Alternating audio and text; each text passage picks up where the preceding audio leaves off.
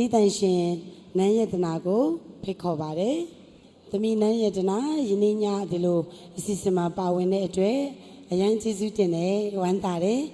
သမီးအနေနဲ့လည်းစိတ်ထဲမှာခံစားရတာရှိမှ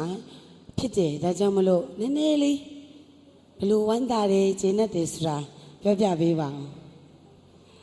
ဟုတ်ကဲ့ဒီလိုအားလုံးဝိုင်းဝန်းကူညီကြတဲ့အစီအစဉ်တစ်ခုမှာနာမည်ကျော်စတူဒီယိုတင်တဲ့ရှင်များတဲ့ကွာကချင်စတူဒီယိုတင်တဲ့ရှင်များအားလုံးနဲ့ပါဝင်ခွင့်ရတဲ့အတွက်အထူးပဲကျေးဇူးတင်ပါတယ်ဝမ်းမြောက်ပါတယ်ခေါ်ယူရတဲ့အတွက်လည်းကျေးဇူးတင်ပါတယ်အခုသမီးချီးမွမ်းသွားမယ်တချင်းကောင်းစင်နဲ့တေးရေးပြောပြပေးဦးနော်ဟုတ်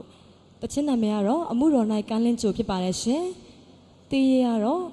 ကိုဆုံးကြီးဖြစ်ပါတယ်ရှင်ကျေးဇူးတင်ပါတယ်သမီးရဲ့ဖြောပြမှုကိုအားလုံးအဘတရားလက်ခုပ်တီးပြီးကြိုဆိုပေးပါအားလုံးပဲမင်္ဂလာပါရှင်